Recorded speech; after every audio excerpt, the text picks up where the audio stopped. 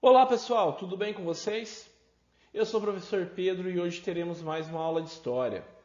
Pessoal, na aula passada nós aprendemos sobre as mudanças relacionadas ao renascimento comercial e urbano, né? Como o surgimento de feiras e das novas cidades. Também começamos a ver sobre os novos grupos sociais na Europa medieval, assunto que continuaremos na aula de hoje. Vamos lá? Para que vocês possam acompanhar aí da casa de vocês, eu peço que abram a apostila 2 na página 180. Prontos? Bom, nem tudo era liberado nas cidades medievais, pessoal. Os artesãos de cada atividade se organizavam nas chamadas corporações de ofício. Na imagem ao lado aqui, temos um retrato, né, do que era uma corporação de ofício dos sapateiros. Né? O que é uma corporação de ofício, então? Vamos ver. Os artesãos de cada atividade, então, se organizavam, né, em associações. Essas associações controlavam a produção, então existia um controle na produção. Então, as quantidades e as características dos produtos eram delimitados pela corporação, ok? Combinavam os preços, para não ter nenhum muito barato ou muito caro, era sempre controlado o preço. Em especial, também impediam que novos artesãos se estabelecessem sem autorização dos que pertenciam à corporação, né? Então, se uma pessoa quisesse começar a produzir determinado produto, ele teria que procurar a corporação. Ele não tinha essa liberdade, ok? Havia uma estrutura hierárquica nas corporações. O que é hierárquica? Uma hierarquia, né, de poder, uma forma de organizar essa corporação, né? Os donos eram os mestres de ofício, ok? Seus empregados mais experientes eram chamados oficiais. Então, quem que eram os oficiais? Eram aqueles mais experientes nessa corporação de ofício. Ok? Os oficiais. Havia também os jornaleiros. Você pensa, poxa, o que é jornaleiro, né?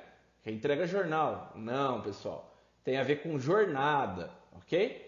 Então, jornaleiro, nas corporações de ofício, eram os que trabalhavam eventualmente, por jornada, né? Então, não era todo dia que trabalhavam, eram contratados para trabalhar em determinado período. E, por último, tinham os aprendizes. Quem que eram aprendizes? Eram jovens que ingressavam por volta dos 12 anos de idade para aprender a atividade em troca de casa e comida, né? Muitos começavam assim e iam passando, né, para oficiais, depois se tornavam, né, mestres de ofício, ok?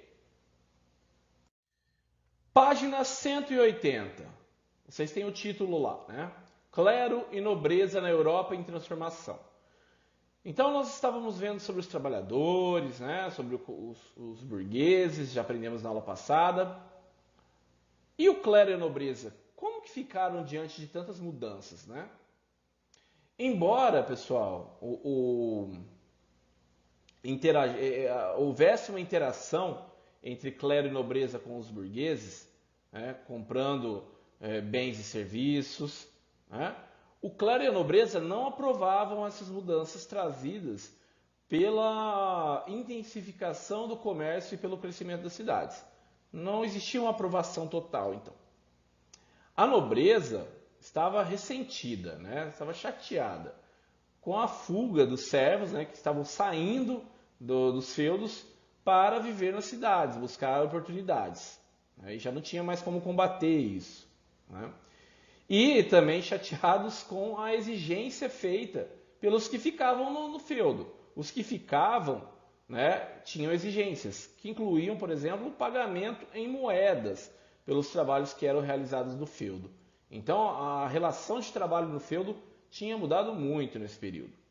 O clero, né, temos aqui uma imagem que retrata o clero medieval, não gostava do movimento de pessoas e ideias que tomava conta da Europa.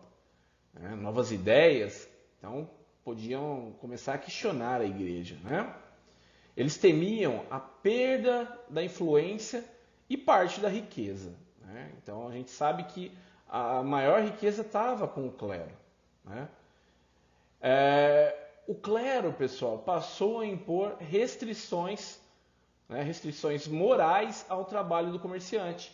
Começou a condenar o lucro excessivo e também condenando o empréstimo de dinheiro a juros, né, que eles davam o nome de usura, ok? Então, assim, a igreja não concordava e condenava, né? Considerava então como se fosse um pecado ter lucro, pecado, né, emprestar dinheiro para ter lucro, ok? A igreja então não era favorável a essas transformações. Pessoal, à medida que a atividade comercial se firmava e crescia em várias regiões da Europa, o clero passou, né, teve que ser mais tolerante com as atividades comerciais. Por vezes, até passou a se aliar aos banqueiros e comerciantes mais ricos. As condenações da igreja afastaram muitos cristãos das atividades comerciais. Então, o pessoal, com medo de ir para o inferno, deixou de praticar o comércio, que era condenado pela igreja. Algumas regiões, isso abriu espaço para os que não eram cristãos nessas atividades. Judeus, por exemplo, né, que passaram a atuar mais fortemente na área do comércio. Ok? A dedicação a atividades comerciais e a prática de uma religião diferente do cristianismo fizeram com que os judeus fossem fortemente discriminados na Europa medieval e também em épocas posteriores, como vocês vão aprender depois. Tá? Então existia uma perseguição há muito tempo já com os judeus. E nesse momento da história não foi diferente. Mas não existia, né? Não existia só a Europa. O mundo era muito maior que a Europa, não é, gente? Por volta do século X, quando a Europa feudal começava a dar passos em direção à retomada comercial urbana, a China era uma grande potência, ok? Então abram na página 181. Enquanto isso, China, um império sem igual. Nessa época, pessoal, na maioria das aldeias chinesas havia escola primária, e 1 em cada 20 estudantes chegava ao ensino superior. Né? A gente está falando do século XIII, por exemplo. Né? Chá, porcelanas, seda encantavam quem tomava contato com os produtos chineses. O pessoal admirava muito. A medicina chinesa utilizava conhecimentos acumulados ao longo de séculos. Poetas e pintores criavam uma arte muito, mas muito mais sofisticada do que a que estava sendo desenvolvida no Ocidente. As oficinas chinesas produziam objetos admiráveis, como livros impressos, bússolas, bombas de fogos de artifício. Né? Então, no século XIII, a China estava no imaginário europeu como um lugar de maravilhas. O navegador veneziano Marco Polo, que passou décadas no Oriente, foi um dos responsáveis por registrar, em seus relatos e publicar mais tarde o que ele passou a admirar muito na China. Né? Então, os europeus conheceram bastante sobre a China a partir de relatos de Marco Polo. Os europeus copiaram muitas das técnicas chinesas e aprenderam a fabricar, esses objetos, graças, a mercadores árabes que traziam muitos produtos e ideias da China até o Ocidente. Olha essa imagem ao lado, pessoal. É uma cena de Marco Polo na China no século XIII, sendo carregado por elefantes em um encontro com o imperador. Então a gente está vendo bastante sobre a história da Europa, mas temos que lembrar que em todos os outros cantos os homens estavam se desenvolvendo em sociedades às vezes mais e às vezes menos complexas. Pessoal, Para recapitular um pouco do que aprendemos nas últimas aulas, vamos fazer essa atividade juntos. Página 181, atividade 2. Leia este documento do século XIII.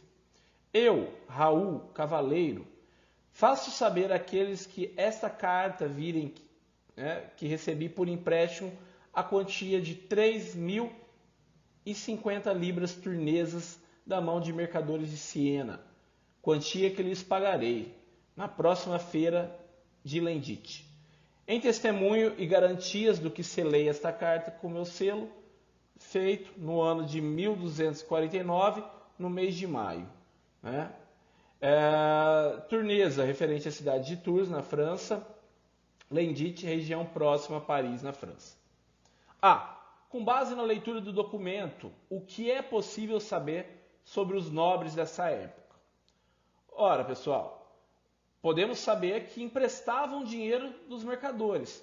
Pelo trecho, eu, Raul Cavaleiro, ele está fazendo um empréstimo, ok? Recebendo um empréstimo dos mercadores.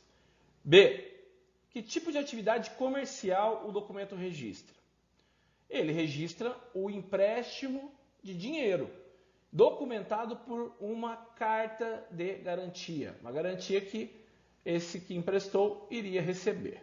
Ok? Por que a carta esclarece que se trata de libras turnesas? Bom, pessoal, isso nós vimos também nas aulas anteriores. Porque cada região da Europa tinha sua própria moeda e cada um podia ter um valor diferente da outra. Então, de acordo com o feudo, existia diferentes valores e diferentes moedas. Por isso que tinha os cambistas, depois essas atividades foram se desenvolvendo mais. Ok?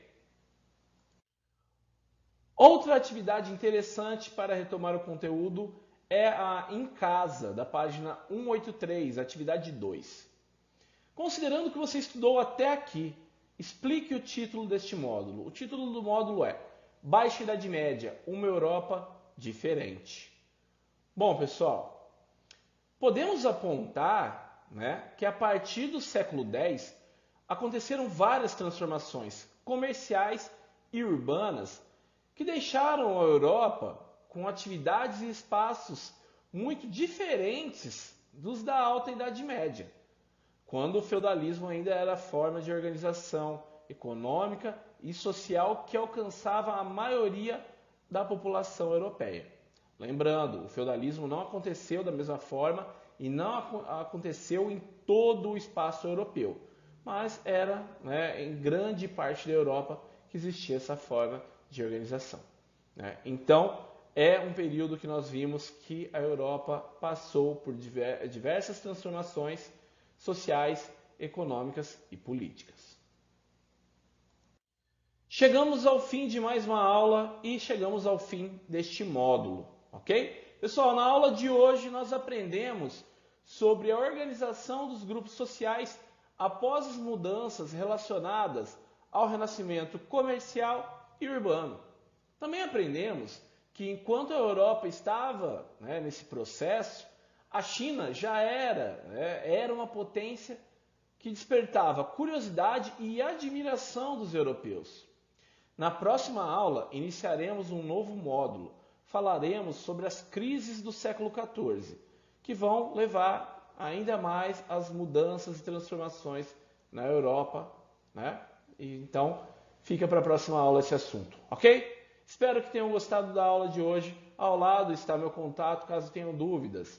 Bons estudos, muito obrigado e até a próxima aula. Vale lembrar, façam as atividades propostas semanalmente, ok? Vai ser muito importante para o retorno das aulas presenciais. Um abraço a todos e até semana que vem.